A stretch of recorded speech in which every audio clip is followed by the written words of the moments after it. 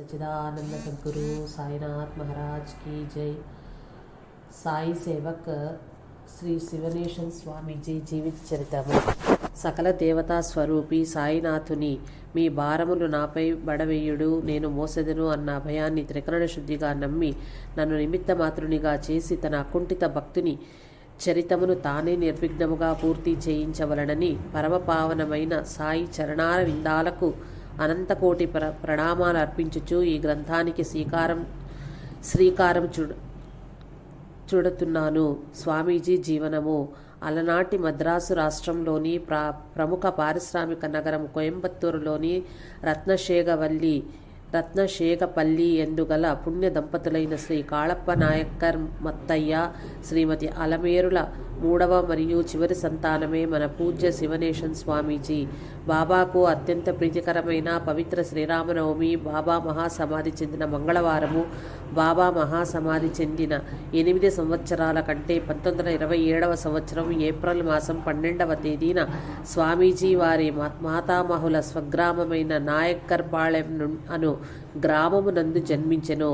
నాయక్కర్ పాళయమును పూర్వము తిరుమల నాయక్కర్ అనే రాజు పరిపాలించేవాడు. స్వామీజీకి రంగస్వామి, అంబుజం అనే సోదర సోదరీలు కలరు. స్వామీజీ కుటుంబ సభ్యులందరూ భక్తి తత్పరులే. ఆలయమును దర్శించుట, పురాణ పఠనము గావించుట, సత్కార్యములు చేయుట వారి నిత్యకృత్యములు. ఆపదలోనున్న వారిని ఆదుకొనుచు గ్రామస్తులందరికీ ఆదర్శప్రాయంగా ఉండేవారు.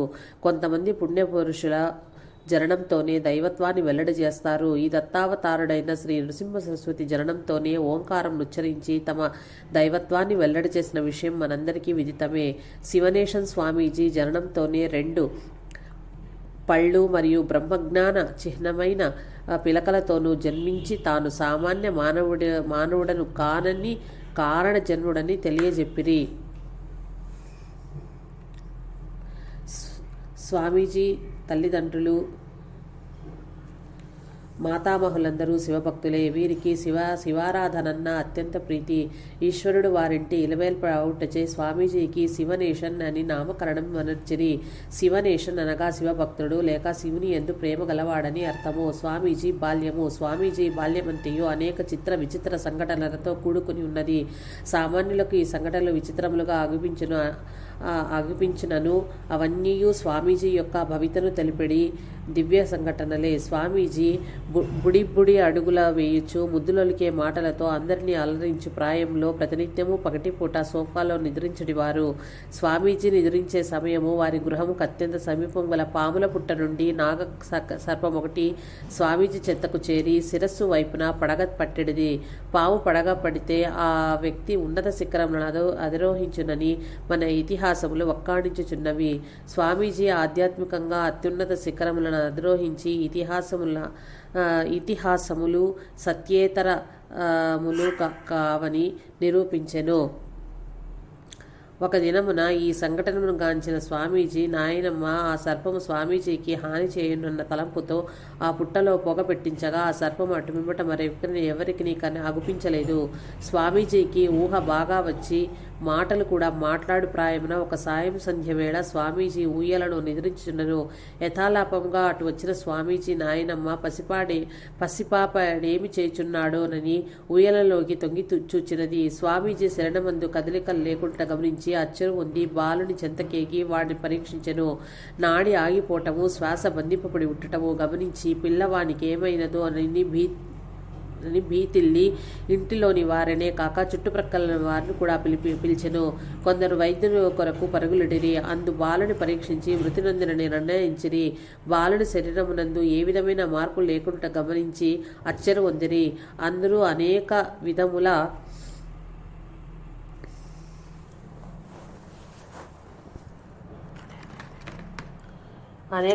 చర్చించుకోసాగిరి. అంతలోనే బాలుడు నిద్ర మేల్కొంచి అందరినీ తేరిపారా చూచి చిరునవ్వులు చిందించుచు వారందరూ మాట్లాడుకున్న మాటలను యథాతథముగా చెప్పెను. ఈ వింతను గాంచిన వారందరూ ఈ బాలుడు దైవాంశ సంభూతుడని గ్రహించిరి. అత్యంత నిష్ఠాగరిష్ఠులైన యోగుల సహితము కొన్ని దశాబ్దాలు గురుముఖత యోగ శిక్షణ పొందినా గాని సమాధి స్థితి పొందలేని వారెందరూ ఉండగా తప్పటడుగులు వేయి చిరుప్రాయంలోనే స్వామీజీ సమాధి స్థితికి వెళ్ళారంటే అది తప్పక వారి పూర్వజన్మ సుకృతమే కానీ మరి ఒకటి కాదు. స్వామీజీకి బాల్యం నుంచి దైవచింతన, పూజా పునస్కారాలు, దైవ సంకీర్తనలు ఎందు మక్కువ ఎక్కువ. అందరి బాలుర వలె ఆటపాటల ఎందు ఆసక్తి చూపేవారు కాదు. ఇంటిలో చిన్న పాపడ అవుటచే అందరూ అతి గారాభముగా చూచేవారు. అందరూ అది గారాభంగా చూచినా కానీ స్వామీజీకి ఒక దురలవాటు కూడా అలవడకపోవటం ఒక విశేషమే. స్వామీజీ బాల్యం నుంచి శివుని అత్యంత భక్తి శ్రద్ధలతో ఆరాధించి సార్థక నామధేయులను నిరూపించారు. స్వామీజీ ఇంటిలోని వారితో ప్రతినిత్యము దేవాలయానికి ఎగి అక్కడ జరిగే అర్చన, భజన కార్యక్రమాలలో మనసు లగ్నం చేసి ఆ కార్యక్రమాలు ముగిసిన పిదపై ఇంటికి చేరేవారు. పాపపుణ్యాల ఫలితం ఏమిటో తెలియని పసిప్రాయంలోనే భగవంతుని ఎందు భక్తి శ్రద్ధలు కలుగుట పూర్వజన్మ సుకృతమే కదా. స్వామీజీ బాల్యం నుంచి ముక్తసరిగా గడిపేవారు. ఎవరెన్ని ప్రశ్నలు వేసినా క్లుప్తంగా ఒక మాటలో సమాధానమిచ్చేవారు. ఎక్కువ సమయం ఏకాంతంగా దేవతామూర్తుల విగ్రహాలను, చిత్రపటాలను తదేకంగా చూస్తూ కాలం గడిపేవారు. ఒక్కొక్కసారి ఆకిలి దప్పులు కూడా మర్చిపోయి గంటల కొలది ధ్యానంలో గడిపేవారు. పదే పదే పిలిచి పెడితే కొద్దిగా అన్నం తినేవారు, లేకపోతే అది లేదు. రాత్రుల ఎందు అందరూ నిద్రించిన తరువాత భోజనం చేసేవారు. అంత చిరుప్రాయంలోని ఆకుల తప్పులను అదుపులో ఉంచుకుని దైవ చింతనలో కాలం గడపటం దైవాంశ సంభూతులకు తప్ప అన్యులకు అసాధ్యము. స్వామీజీకి 7వ సంవత్సరంలో అక్షరాభ్యాసం చేయించి పాఠకులకు పంపన ఆరంభించిరి. వారి తల్లిదండ్రులు పాఠశాల వాతావరణము, సహ విద్యార్థుల ఆటపాటల సహితము స్వామీజీకి గల సహజమైన మిత భాషిత్వాన్ని మార్చలేకపోయాయి. పాఠ్యాంశాల ఎదు శ్రద్ధ చూపుటచే మంచి విద్యార్థి అని ఉపాధ్యాయులు మెచ్చుకొనివారు. అప్పుడప్పుడు ఫుట్బాల్ మాత్రమే ఆడేవారు. స్నేహితులతో కలిసి సైకిల్ తొక్కడం నేర్చుకున్నారు. సైకిల్ తొక్కటానికి ఇష్టపడేవారు. ఒక పర్యాయం స్వామీజీ తన స్నేహితులతో సైకిల్ మీద పొరుగు గ్రామానికి వెళ్ళి తిరిగి వస్తుండగా సైకిల్ చెడిపోయింది. ఆ గ్రామవాసి ఒకరు వాళ్ళందరికీ భోజనం పెట్టి ఆ రాత్రి వారందరికీ తన ఇంటని బస ఏర్పాటు చేసెను. పిల్లల తల్లిదండ్రులు కంగారు పడతారని తలంచి తన నౌకరు ద్వారా వారికి కబురు పంపి తెల్లవారిన తరువాత సైకిల్ బాగు చేయించి పిల్లలందరికీ పాలు ఉపహారం ఇచ్చి వారి గ్రామానికి పంపెను. స్వామీజీ ఈ సంఘటనను తన మహాసమాధి వరకు మరవలేదు. ఆ మహామనిషి చేసిన ఉపకారము పదే పదే గుర్తు చేసుకుని అప్పటి రోజులలో మానవుడు మానవతా ధర్మాలను తూచ తప్పక పాటించేవాడు. పరులకు సహాయపడటమే పరమావధని తలచేవాడు. కానీ ఈ రోజులలో మానవత్వపు విలువలే లేవని ప్రతి వ్యక్తి స్వార్థంలోనే జీవిస్తున్నాడని, ప్రక్కవారి గురించి పట్టించుకునే నాథుడే లేడా అని మదనపడేవారు. ఈ సంఘటన స్వామీజీ జీవితాన్ని ఎంతో ప్రభావితం చేసింది. స్వామీజీ ఏనాడు ఇతరులపై ఆధారపడకపోగా ఇతరులకు తమ చేతనైన రీతిన సాయపడేవారు. కొన్ని సందర్భాలలో తన శక్తికి మించి సాయం అందించేవారు. స్వామీజీ బాల్యంలోనే భక్త విజయం, భారత, భాగవత, రామాయణాది గ్రంథాలను పఠించేవారు. స్వామీజీ ఇంటిలోని వారు వీటిని నిత్యపారాయణం గావించటివారు. తరచుగా వారి గృహానికి అతి సమీపంలో గల శివానందాశ్రమానికి వెళ్ళేవారు. శ్రీ శివానంద స్వామీజీ మన స్వామికి గల దైవభక్తిని గమనించి భారత, భాగవతాది గ్రంథాలను సులభ శైలిలో వివరించటయే కాక సులభ పద్ధతిలో లెక్కలు చేయుట, చిన్న చిన్న పజిల్స్ నేర్పేవారు. స్వామీజీ ఇంటికి సమీపంలో గల ఒక గుహలో షిరిడి సాయి బాబా రాతి మీద ఆసీనుడై చిత్రపటం ఉండేది. కొంతమందికి ఆ పటానికి నమస్కరించేవారు, మరికొంతమంది పూజలు గావించేవారు. ఆ చిత్రపటం ఎవరిదైనది తెలియకపోయినను మన స్వామీజీ ప్రతినిత్యము బాబాను దర్శించుకొని మనస్ఫూర్తిగా ప్రణతులను అర్పించడివారు. స్వామీజీ 8వ తరగతి వరకు చదువు కొనసాగించి ఆ చదువు ఐహిక సుఖాలకు తప్ప ఆధ్యాత్మికకు ఏమాత్రం ఉపయోగకారి కాదని గ్రహించి పాఠశాల విద్యకు స్వస్తి వచనాలు వల్లించారు. కానీ ఇంటిలోని వారి పోరు పడలేక 1941వ సంవత్సరంలో మెట్రిక్ పరీక్ష వ్రాసెను. ఆ చదువు మీద శ్రద్ధ లేని స్వామీజీ పరీక్షలో ఉత్తీర్ణులు కాలేకపోయారు. భుక్తి కొరకు భుక్తి లేనిదే ముక్తి లేదన్న సంగతి తెలుసుకున్న స్వామీజీ ఆ భుక్తి కొరకు తాను ఇతరులకు భారం కాకూడదన్న సంకల్పంతో ఉద్యోగాల వేట ప్రారంభించి అనేక చిరు ఉద్యోగాలు చేసెను. జపాన్ దేశం మన దేశంలో గల అతిపెద్ద నగరాలపై బాంబులు దాడి చేయించిన రోజుల్లో మద్రాసు రాష్ట్ర హైకోర్టు రికార్డు రూమ్ని భద్రత కోసం మద్రాసు నుండి కోయంబత్తూరుకు తరలించగా స్వామీజీకి అందులో రికార్డు రూమ్ అసిస్టెంట్గా తాత్కాలిక ఉద్యోగం లభించింది. యుద్ధ విరమణానంతరం రికార్డు రూమ్ని తిరిగి మద్రాసుకు మార్చడంతో స్వామీజీని ఉద్యోగం నుంచి తొలగించారు. అటు పిమ్మట ఒక పుస్తకాల దుకాణంలో నెలకు ₹5 జీతం మీద పుస్తకాలు అమ్మే పనిలో చేరారు. స్వామీజీ పుస్తకాలు చదవటంలో చూపిన శ్రద్ధ పుస్తకాలు అమ్మటంలో చూపలేకపోయేసరికి ఆ షాపు యజమాని స్వామీజీ ఉద్యోగానికి ఉద్వాసన పలికాడు. ఈ ఉద్యోగం చేస్తున్న సమయంలో జరిగిన ఒక సంఘటన స్వామీజీ జీవితంపై ఎంతో ప్రభావం చూపింది. స్వామీజీ పుస్తకాల షాపులోని పనిచేస్తున్న సమయంలో ఆ ప్రాంతమంతా భయంకరమైన ప్లేగు వ్యాధి వ్యాపించి అనేక ఎలుకలు ఎంతోమంది మనుషులు మృతి నొందాయి.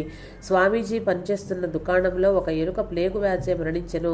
ఎవరూ దాని దగ్గరకు సాహసించలేదు. ఆ ఎలుక వలన మరింత మంది ఆ వ్యాధి బారిన పడతారని తలంచి ఎందరు చెప్పినను వినక స్వామీజీ దానిని తీసుకుపోయి దహనం చేసెను. ఇతరుల కోసం తన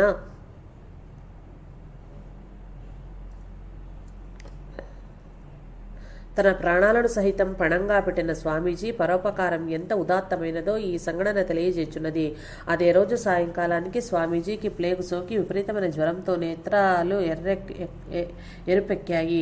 ఇది గాంచిన దుకాణదారు భయవిహ్వలుడే కుటుంబ సమేతంగా అక్కడకు ఎంతో దూరంలో ఉన్న తన బంధువుల గ్రామానికి తరలిపోయెను. 3 దినములు స్వామీజీ స్పృహ లేకుండా ఉండటం గాంచిన ఇరుగు పొరుగు వారు స్వామీజీ మరణం తథ్యమని తలచి ఆ ఛాయలకు పోతే వారికి కూడా అదే గతి పడుతుందని తలంచి ఎవ్వరనూ ఆ ఛాయలకు సహితం పోకుండేది. పరోపకారమునకు పోయి తన ప్రాణముల మీదకే ముప్పు తెచ్చుకొనడని నిందించిది. అందరి ఊహలను తారుమారు చేయించు 4వ నాడు స్వామీజీ సృహలోకి వచ్చి అటు పిమ్మట 2-3 రోజులలోనే పూర్తి ఆరోగ్యవంతులయ్యెను. ప్రాణభీతితో కుటుంబ సమేతంగా దూర ప్రాంతమున కేగిని యజమాని కుమారుడు మరణించగా పుట్టెడు పుత్రశోకంతో స్వగ్రామానికి తిరిగి వచ్చెను. ఈ సంఘటనతో స్వామీజీకి జనన మరణాలపై సరైన అవగాహన కలిగి దైవేచ్ఛ లేకుండా ఏమీ జరగదు, మనలలాట లిఖితాన్ని ఎవరు మార్చలేరు, జన్మించిన ప్రతి ప్రాణి మరణించక తప్పదు, ఎంత దూరమేగినా మరణాన్ని దూరంగా ఉంచలేము అని నిశ్చయ నిర్ణయానికి వచ్చి తమ దైవ చింతనను మరింత దృఢభక్తితో కొనసాగించెను. పుస్తకాల షాపులో ఉద్యోగం పోయిన తర్వాత స్వామీజీ విద్యుచ్ఛక్తి కార్యాలయంలో హెల్పర్గా రోజువారి వేతనం మీద పనిచేసాగారు. ఉద్యోగరీత్యా స్వామీజీ గుంటలు త్రవ్వటం, స్తంభాలు పాతటం వంటి కష్టమైన పనులు చేయాలి. కానీ స్వామి చదువుకున్న వారవటం వలనూ శరీర దారుఢ్యం లేని వారగుట వలనను ఆయనకు పని వాళ్లకు కావలసిన సామానులు ఇచ్చి వాటి లెక్కలను వ్రాసే పని అప్పగించారు. పై అధికారులు తనిఖీకి వచ్చినప్పుడు స్వామీజీ వంటి శరీర దారుఢ్యం లేని వారిని ఆ ఉద్యోగానికి ఎందుకు ఎంపిక చేసింది వివరించవలసి వస్తుందని స్వామీజీపై అధికారుల కళ్ళపడకుండా దాచిపెట్టారు. కొన్ని సందర్భాలలో స్వామీజీని ఆఫీస్ నుంచి దూరంగా పంపేవారు.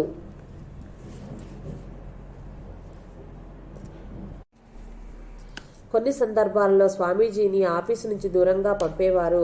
స్వామీజీకి డిగ్నిటీ ఆఫ్ లేబర్పై చక్కని సదవగాహన ఉండటం వలన ధనిక కుటుంబానికి చెందినను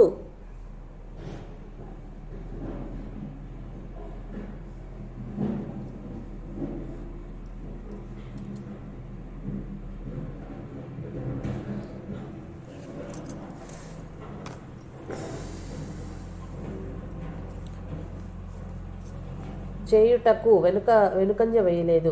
ఇంట్లోని వారు ఇటువంటి పనులు చేయుటకు అంగీకరించకపోయినను శ్రమజీవనంలోనున్న సంతృప్తిని వారికి వివరించి ఒప్పించెను.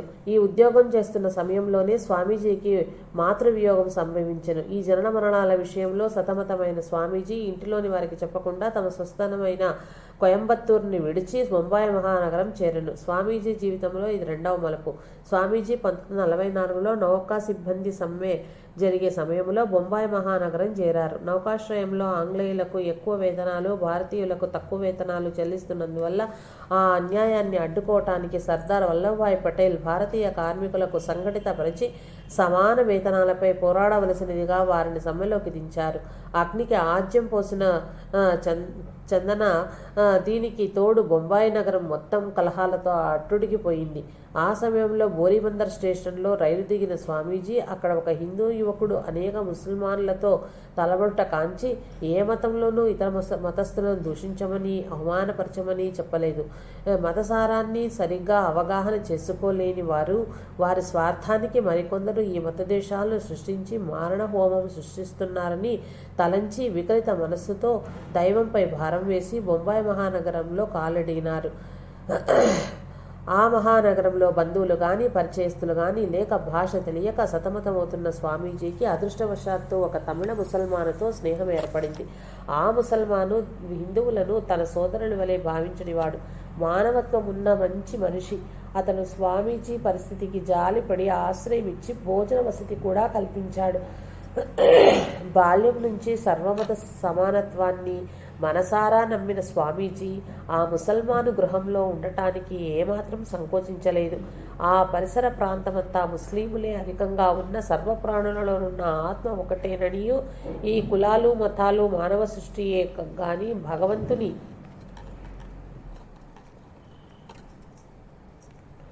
సృష్టిలో అన్ని ప్రాణులు సమానమేనని ఎరిగిన స్వామీజీ వారిలో ఒకరిగా కలిసిమెలిసి ఉండేవారు. స్వామీజీకి ఆశ్రయం కల్పించిన ముసల్మాను స్వామీజీ తన బాల్య స్నేహితులని చెప్పగా వారంతా స్వామీజీ సౌమ్యతను గాంచి స్వామీజీని తమ ఆప్తునిగా చూసుకునేవారు.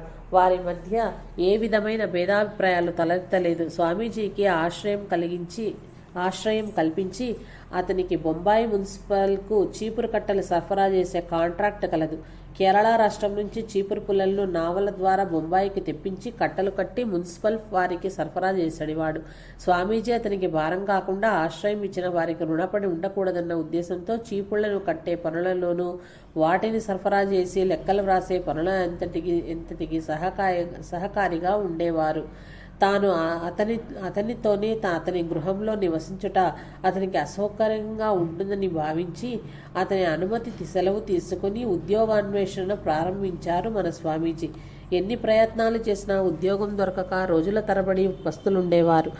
రాత్రి వేళల్లో నరసంచారం లేని ప్రదేశంలో చంద్రుడు చల్లని వెన్నెల కురిపించే వేళ సంద్రముపై నుండి వచ్చి చిరుగాలులతో ఆహ్లాదకరమైన వాతావరణంలో అతి ప్రకాశవంతంగా పద్మాసనంలో ధ్యానమగ్నుడైన స్వామీజీ చెంతకు అతని ఆకలి దప్పులు సహితం దరిచేరేటివి కాదు. రాత్రంతయు భగవద్ధ్యానములో గడిపిన స్వామీజీ ఉదయాన్నే స్నానమాచరించి మోమున విభూతి రేఖలు ధరించి భగవంతుని భక్తితో ప్రార్థించి ఉద్యోగాల వేటకై బయలుదేరడివారు. స్వామీజీ పస్తులుండటం గమనించిన ఒక వ్యక్తి బీచ్ వద్ద ఒక అతను రొట్టెలు పంచుతున్నాడని అక్కడకు వెళ్ళమని సలహా ఇచ్చెను. స్వామీజీ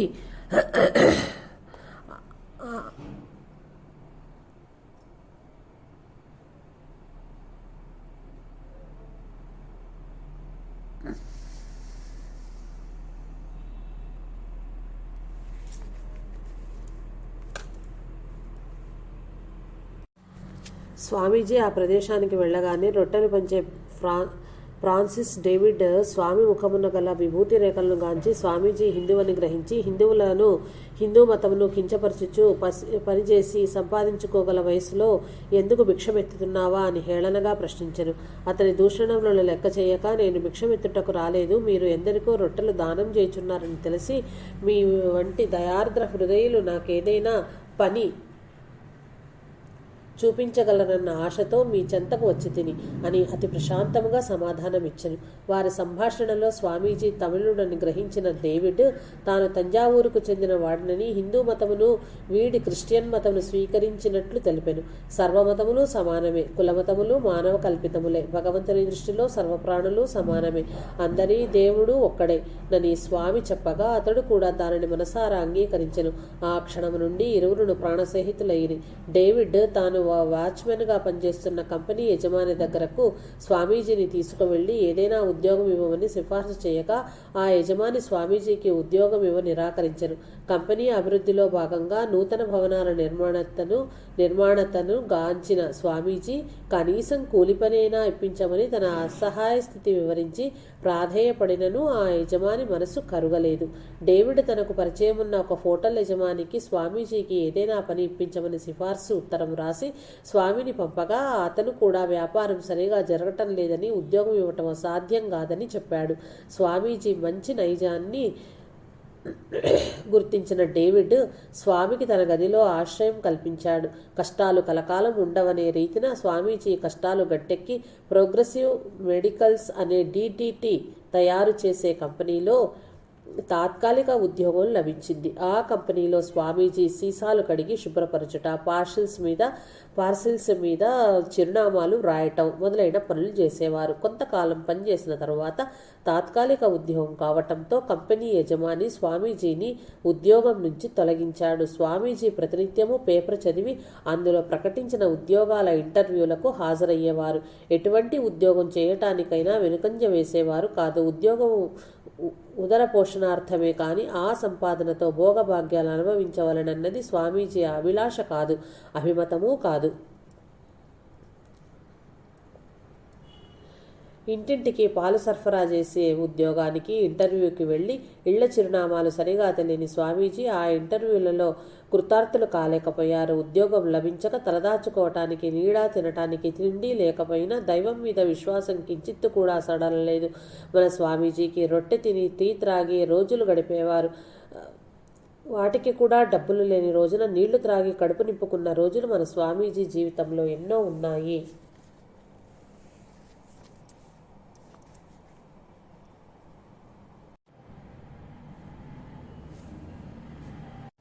గురుకృప. ఇటువంటి విపత్కర పరిస్థితులలో స్వామీజీకి ఒక గొప్ప దైవభక్తుడు, శాస్త్రాల సారాన్ని అవపోసన పట్టిన ఒక మహోన్నత వ్యక్తితో చిత్రంగా పరిచయం ఏర్పడింది.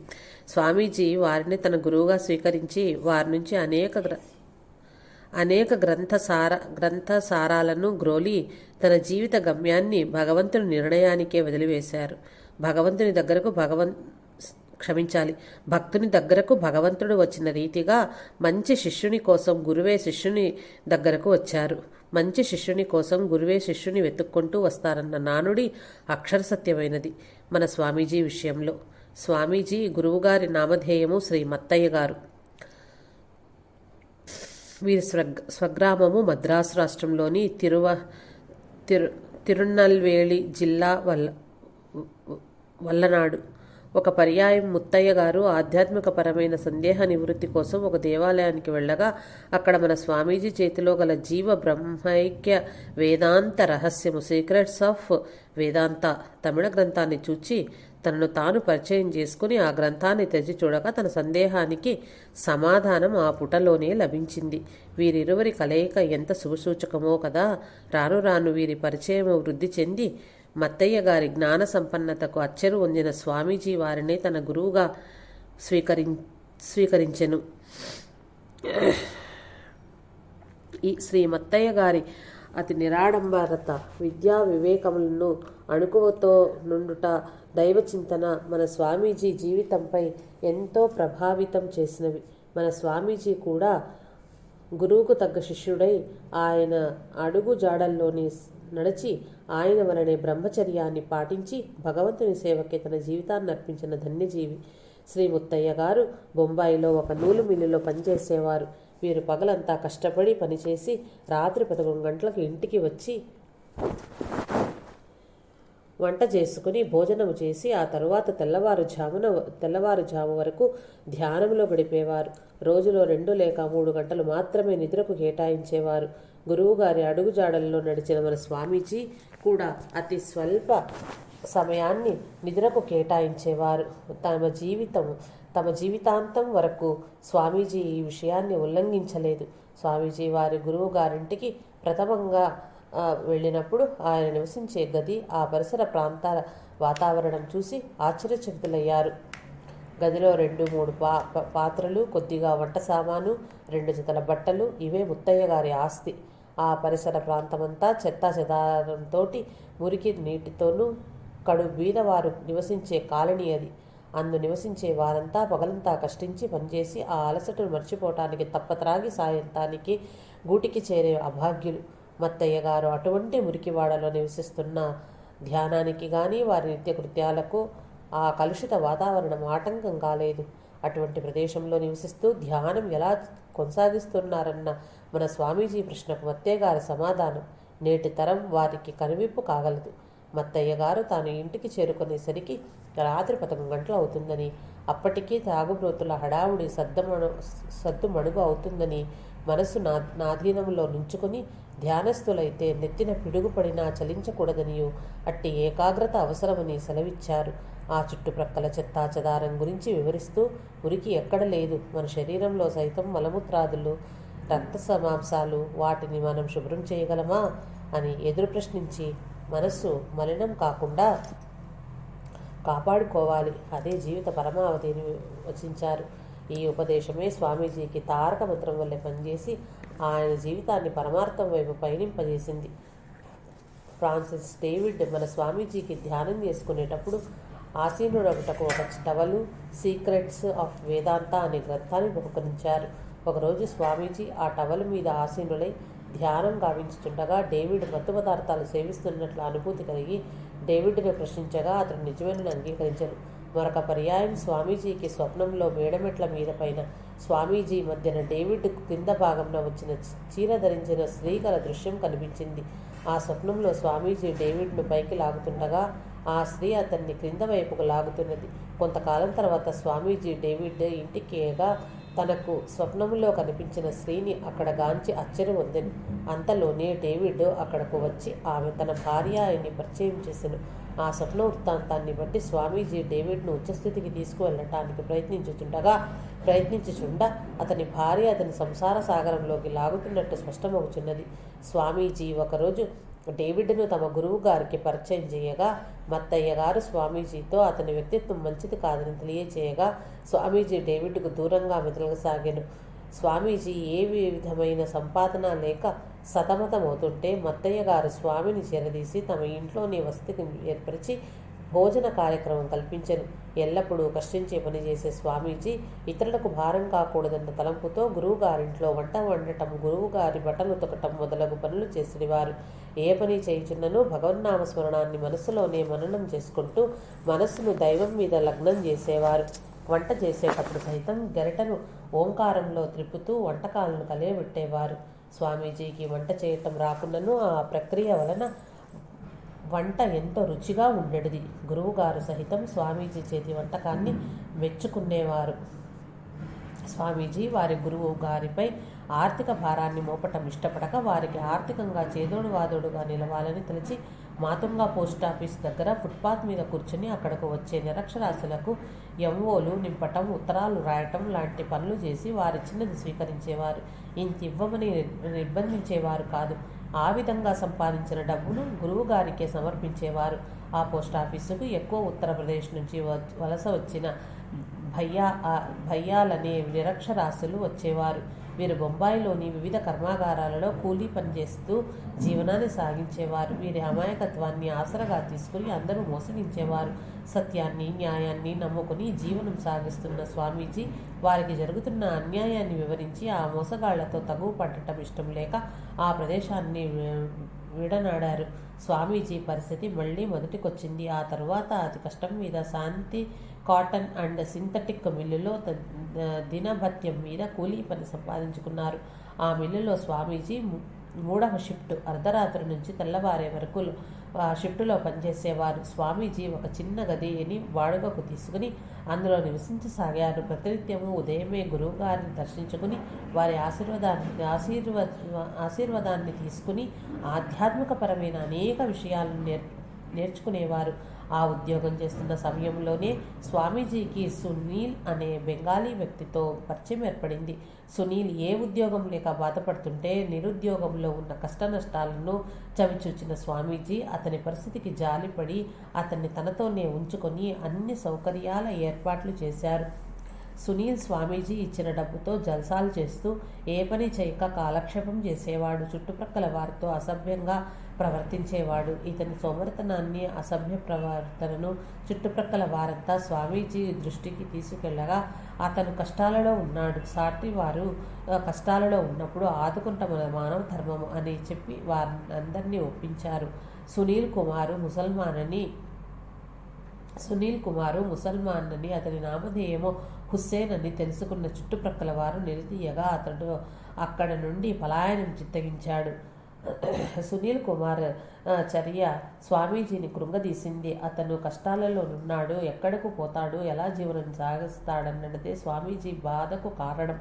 సునీల్ అసత్యం చెప్పినను, ఇరుగు పొరుగు వారితో అసభ్యకరంగా ప్రవర్తించను స్వామీజీకి ఆగ్రహం కలగకపోగా అతనిపై ఆయనకు కరుణయే కలిగినది. ఇది స్వామీజీ దయార్థ హృదయానికి మూర్తిభవించిన మానవత్వానికి ఒక మచ్చు తునక మాత్రమే. స్వామీజీ పనిచేసే శాంతి కాటన్ అండ్ సింథటిక్ మిల్లులో అగ్ని ప్రమాదం సంభవించగా తాత్కాలిక ఉద్యోగులందరూ తమ ఉపాధి కోల్పోయారు. స్వామీజీ ఒకరి దయాదాక్షిణ్యాల మీద ఆధారపడరని గ్రహించిన ముత్తయ్య గారు కొంత పైకం ఇచ్చి ఏదైనా వ్యాపారం చేసి భుక్తి గడుపుకోమనగా స్వామీజీ టోకు మార్కెట్లో అరటి పళ్లను కొని గంపలను నెత్తిన పెట్టుకుని ఇంటింటికి తిరిగి అమ్మేవారు. వ్యాపారం సరళి తెలియని స్వామీజీ లాభాలను ఆర్జించకపోయినా గురువుగారు పెట్టిన పెట్టుబడిని సైతం హరింపజేశారు. ఇది చూసిన ముత్తయ్య గారు స్వామీజీ వ్యాపారానికి పనికిరాడని ఇక ముందు కూడా ఏ వ్యాపారం చేయవద్దని స్వామి ఆదేశించారు. గురువుగారి ఆదేశాన్ని పాటించి స్వామీజీ జీవితంలో మరలా ఏ వ్యాపారము చేపట్టలేదు. గురువు గారికి కలిగిన నష్టాన్ని భర్తీ చేయాలన్న తలంపుతో స్వామీజీ సియాన్ రైల్వే స్టేషన్లో కూలీగా పనిచేసి ఆ సంపాదనను గురువుగారికి సమర్పించిన వారు. స్వామీజీ నిజాయితీకి, కార్యదీక్షతకు ముగ్ధులైన ముత్తయ్య గారు స్వామీజీకి తన వద్దనే ఆశ్రయం కల్పించారు. ప్రయాణికుల సామాన్లు మోసి ఇంత ఇవ్వమని అడిగేవారు కాదు, వారిచ్చిన దానితోనే సంతోషించేవారు. స్వామీజీ అమాయకత్వానికి ఇతర కూలీలు హేళన చేసిన స్వామీజీ నొచ్చుకునేవారు కాదు. మానవ జన్మ యొక్క పరమార్థాన్ని సంపూర్ణంగా అవగాహన చేసుకున్న స్వామీజీ ఎల్లప్పుడూ ఇతరులకు ఏ విధంగా సహాయపడగలనా అని తపన చెందేవారే కానీ ఇతరుల సహాయాన్ని ఆశించేవారు కాదు. ప్రతి మానవుడు ఇదే విధంగా ఆలోచిస్తే ఇప్పుడు జరిగే కుట్రలు, కుతంత్రాలు, హింసాత్మక చర్యలు తావు లేక ఈ దివి కన్నా మిన్నగా ఉండును కదా.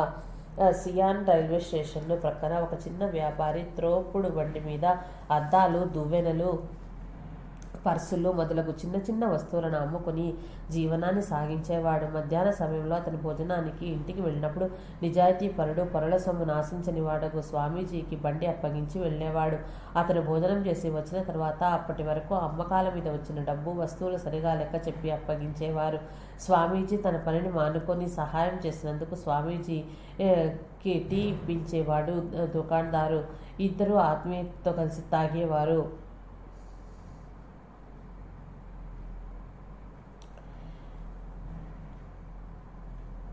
స్వామీజీకి టీ ఇప్పించేవాడు దుకాణదారు. ఇద్దరు ఆత్మీయతతో కలిసిమెలిసి ఉండేవారు.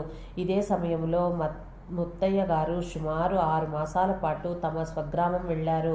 ఆయన తిరిగి వచ్చేసరికి స్వామీజీ చిక్కి శల్యం ఒకటగాంచి స్వామీజీని అడుగగా తన సంపాదన భోజనానికి చాలకపోవటంతో బంతిని టీ తాగి కాలం గడిపినట్లు స్వామీజీ సెలవిచ్చారు. ఇంట్లో వంట సామాన్లన్నీ ఉండగా ఎందుకు వంట చేసుకోనలేదని ప్రశ్నించగా, మీరు లేని సమయంలో మీ సామాన్లు వాడుకుంటే అది చోరత్వమే అవుతుంది కదా, అందుకనే తాను ఆ సామాన్లు వాడుకోలేదని వినయంగా సమాధానం ఇచ్చారు స్వామీజీ. ఈ సమాధానం విన్న ముత్తయ్య గారు ప్రతి వ్యక్తి పైసల కోసం ప్రాకులాడుతుంటే పరుల సొత్తని విష సమానంగా భావించే ఇతను కారణ జన్ముడని నిర్ధారించుకొని స్వామితో నీవు నమ్మిన ఈ సిద్ధాంతాన్ని ఏనాడు వీడకు, అదే నీకు శ్రీరామరక్ష అని ఆశీర్వదించి ఆరుతో ఆలింగనం చేసుకున్నారు.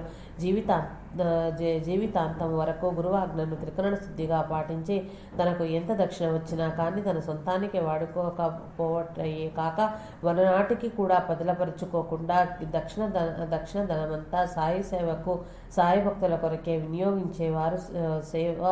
వినియోగించిన సేవా తత్పరులు స్వామీజీ.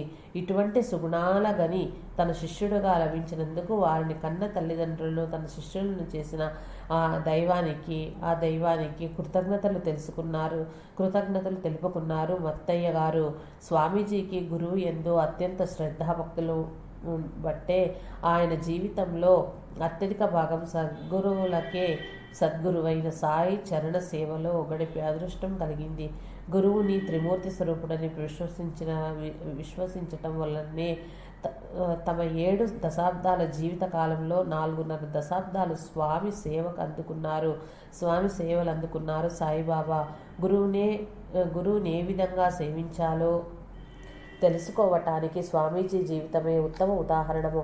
స్వామీజీకి ఇష్టం లేకున్నను అసంఖ్యాక భక్తులు గౌరవపూర్వకంగా గురుదేవ్ అని సంబోధించేవారు. సియాన్ రైల్వే స్టేషన్ ప్రక్కనే బీద కుటుంబానికి చెందిన ఒక యువతి కూలీ పని చేస్తుండగా జీవనోపాధి సాగించింది. ఆమె చూడ చక్కని అందగత్తె. ఆమె అందానికి అవధులు లేవు. ఆమె సొగసులకు అందరూ దాసోహం అనేవారు. ఆమెతో ఒక్కసారి మాట్లాడితే చాలు జీవితం ధన్యమవుతుందని తలచేవారు. ఏదో ఒక సాకుతో ఆమెతో మాట్లాడటానికి ప్రయత్నించేవారు కొందరు. కాగా ఆమె చందచందాలను కళ్ళతోనే ఆస్వాదించేవారు మరికొందరు. ఆ యువతి మాత్రము వీరిని పట్టించుకోకుండా తన పని తాను చేసుకోబోయేది. కొంతకాలం తర్వాత ఆమెకు మసూచి సోకి అందవిహీనంగా తయారయ్యి ముఖమంతా మచ్చలు పడటమే కాక కనుచూపు కూడా కోల్పోయి అందురాలైనది. అప్పటి నుండి ఆమె అందచందాలను చూసి రంభ ఊర్వశి అని పొగిడిన వారే ఆమె అందం హరించుకుపోగానే ఆమెను ఈసడించుకోసాగారు. ఆమె తల్లిదండ్రులు సైతం ఆమెను ఇంటి నుండి వెలివేశారు. బ్రతుకు తెరువు లేక ఆమె చివరకు బిచ్చగత్తెగా మారింది. విధి విలాసం అంటే ఇదే కదా. ఇదంతా గాంచిన స్వామీజీ విపరీత మనస్కులై ఈ విషయమే పదే పదే ఆలోచించి బాహ్య సౌందర్యము శాశ్వతం కాదనియు అంత సౌందర్యమే శాశ్వతమనియు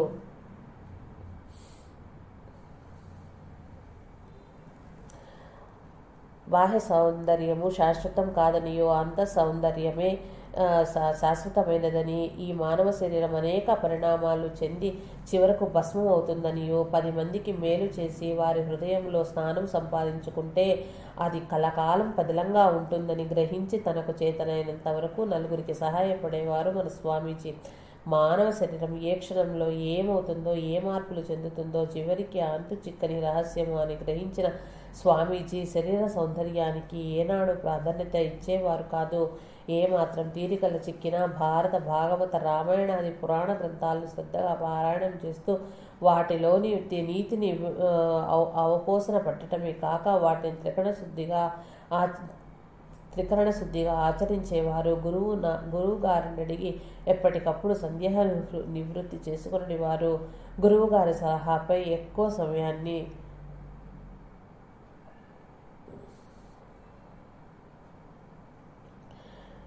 సమయాన్ని ధ్యానానికి కేటాయించేవారు. నిత్యానంద స్వామీజీ దర్శనార్థము బొంబాయి నుండి గణేష్పురికి కాలినడకన వెళ్లారు. మన స్వామీజీ మఠంలో కుండం దగ్గర కాళ్ళు కడుక్కొని ఆశ్రమంలోనికి ప్రవేశిస్తుండగా నిత్యానంద స్వామీజీ మన స్వామికి ఎదురు వచ్చారు. స్వామీజీ ఆశ్రమంలోకి వెళ్ళి చూడగా అచట నిత్యానంద స్వామీజీ పీఠం మీద ఆసీనులై ఉన్నారు. ఒకే సమయంలో ఒకే వ్యక్తి 2 వేర్వేరు ప్రదేశాల్లో దర్శనమిచ్చిన వైనంతో నిత్యానందుల వారు మహిమాన్వితులని గ్రహించారు మన స్వామీజీ. ఆశ్రమ ప్రశాంతత వాతావరణం స్వామీజీకి మనోల్లాసాన్ని కలిగించింది. గణేష్పురిలోని కొన్ని రోజులు ప్రశాంతంగా గడిపారు. స్వామీజీ తిరిగి బయలుదేరే రోజు నిత్యానంద స్వామికి సాష్టాంగ నమస్కారము నర్చి ఆశీర్వదించమని ప్రార్థించగా ఆయన ఆశీర్వాదము ఉండబట్టే కదా నీకు ఆశీర్వాదం ఉండబట్టే కదా నారికేళాన్ని నీకిచ్చినది అని సెలవిచ్చారు. సియాన్ రైల్వే స్టేషన్లో పనిచేసే రోజుల్లో స్వామీజీకి ఒక ఫకీరు వేషధారి అయి దర్శనమిచ్చి షిరిడీకి రా అని ఆజ్ఞాపించారు. స్వామీజీ దాని గురించి ఎక్కువ ఆలోచించక యథాలాపమని సరిపెట్టుకున్నారు. తర్వాత మరికొన్ని రోజులకు మరలా కనిపించి నీ త్వరగా షిరిడీకి రా అని హెచ్చరించారు. స్వామీజీ వారి గురువుగారికి వృత్తాంతం విపులంగా వివరించి షిరిడీ వెళ్ళుటకు అనుమతి గైకొని షిరిడీ బయలుదేరారు. షిరిడీ ఎక్కడ ఉన్నదో, ఏ దారిన వెళ్ళాలో ఏమీ తెలియని స్వామీజీ చేతిలో చిల్లి గవ్వలేకపోయినా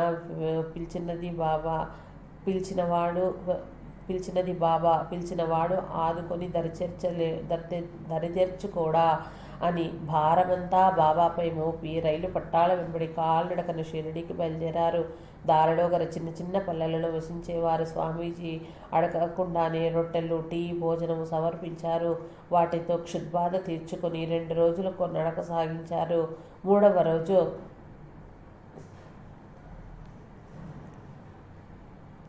స్వామీజీకి తినటానికి ఏమీ లభించలేదు. ఆ సాయంత్రానికి స్వామీజీ బాగా నీరసించి నడక సాగించటానికి తన దగ్గర శక్తి లేకపోయింది. నా భక్తుని ఇంట లేమి అన్న శబ్దము పడచూపదు అన్న అభయం సంగిన సాయి తన ఆజ్ఞ మేరకు తన సేవకై షిరిడీ వస్తున్న స్వామిని పస్సులుంచారా.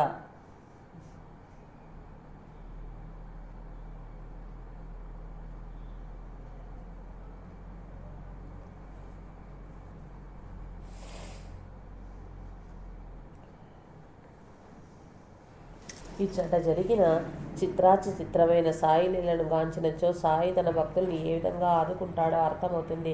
నీరసించిన స్వామీజీ అడుగులో అడుగు వేసుకుంటూ మెల్లగా నడుస్తుండగా ఒక రైలు స్వామీజీని దాటుకుంటూ వెళ్లే సమయంలో రైలు ప్రయాణికుడొకరు పూరి, బంగాళాదుంప కూర గల అల్పాహార పొట్లాన్ని స్వామీజీ మీదకు విసిరాడు. దానిని బాబా ప్రసాదంగా భావించి భుజించి ఆకలి తీర్చుకుని నడుస్తూ చీకటి పడే సమయానికి ఒక రైలు క్రాసింగ్ గేటు వద్దకు చేరుకున్నారు. ఆ గేటు కాపలాదారు రాత్రి వేళ ఎక్కడికి ప్రయాణం చేస్తున్నది తెలుసుకొని ఆ పరిసర ప్రాంతాలలో గొడవలు జరుగుచున్నవని పోలీసులు అనుమానిస్తే జైల్లో పెడతారని ఆ రాత్రికి స్వామిని తనతోనే ఉంచుకొని భోజన సదుపాయాలు సమకూర్చి తెల్లవారిన తర్వాత స్టేషన్ మాస్టర్తో చెప్పి కరజాక్ స్టేషన్ నుంచి టికెట్టు లేకుండా రైల్లో పంపే ఏర్పాటు చేశాడు. అక్కల్కోట మహారాజును దర్శించిన ఒక భక్తుడు స్వామికి 2 అణాలు మరియు టీ ఇచ్చి షిరిడీ వెళ్ళమన్నాడు. స్వామి మార్గంలో మధ్యలో దబోల్కర్, చందోర్కర్ల గృహాలు దర్శించి నాసిక్ చేరుకున్నారు. నాసిక్లో రైలు దిగిన స్వామీజీ షిరిడీ చేరాలని ప్రయాణం సాగించి దారి తప్పిన త్రయంబకేశ్వరం చేరుకున్నారు. ఇది స్వామీజీ జీవితంలో 3వ మజిలీ. త్రయంబకేశ్వరంలో మౌనీ బాబా ఆశ్రమం కలదని తెలుసుకున్న స్వామీజీ మౌనీ బాబాను దర్శించుకుని కొన్ని నెలలు ఆశ్రమంలోనే గడిపారు. స్వామీజీ గుణగణాలను, మనస్తత్వాన్ని పరీక్షించి ఆయనకు గల భక్తి శ్రద్ధలకు మెచ్చి మౌనీ బాబా స్వామిని ఆప్యానురాగాలతో చూచుకున్నారు. ఆ ఆశ్రమ ప్రాంతమంతా కీకారణ్యం కావటంతో ఏనుగులు, అడవి పందులు, ఎలుగుబంట్లు, జింకలు, లేళ్లు మొదలగు జంతువులు ఆశ్రమ ప్రాంతంలో యథేచ్ఛగా సంచరించబడేవి.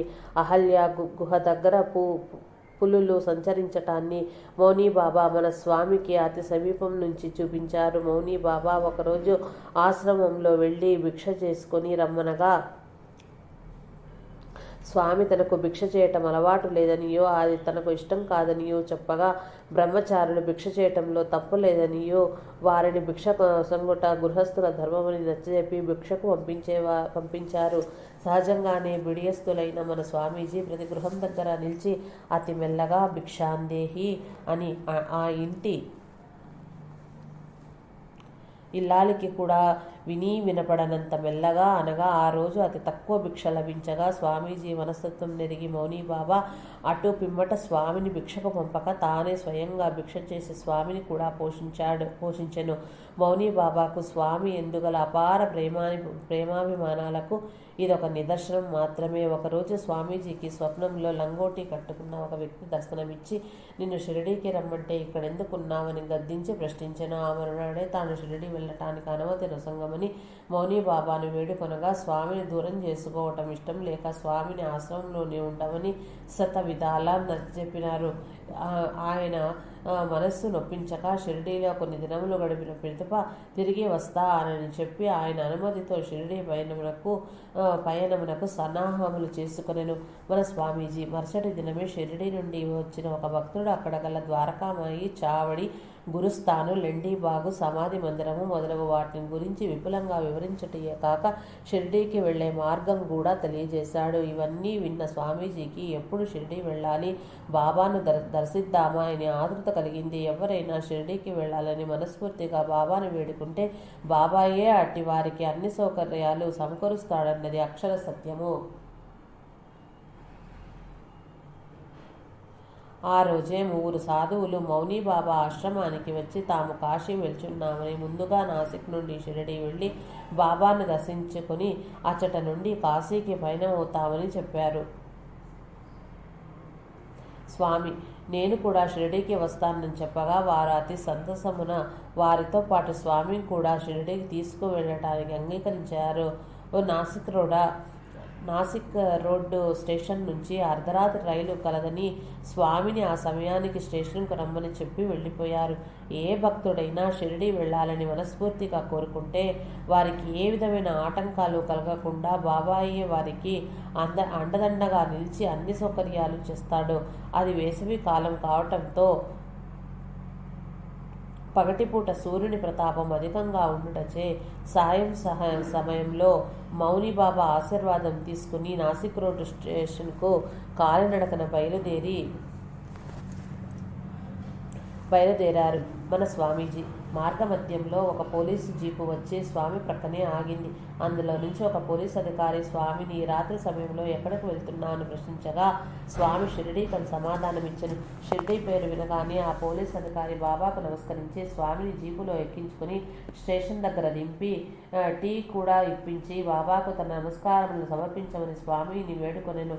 రైలు వచ్చే సమయానికి 1 గంట ముందుగానే మిగిలిన 3 సాధువులు కూడా వచ్చి స్వామిని కలుసుకున్నారు. నలుగురు టికెట్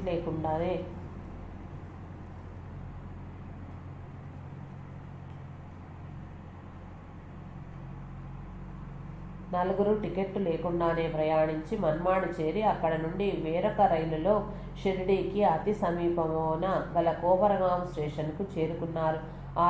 ఆ రోజులలో కొప్పర్గాం వద్ద గల గోదావరి నది పైన వంతెన నిర్మింపబడలేదు.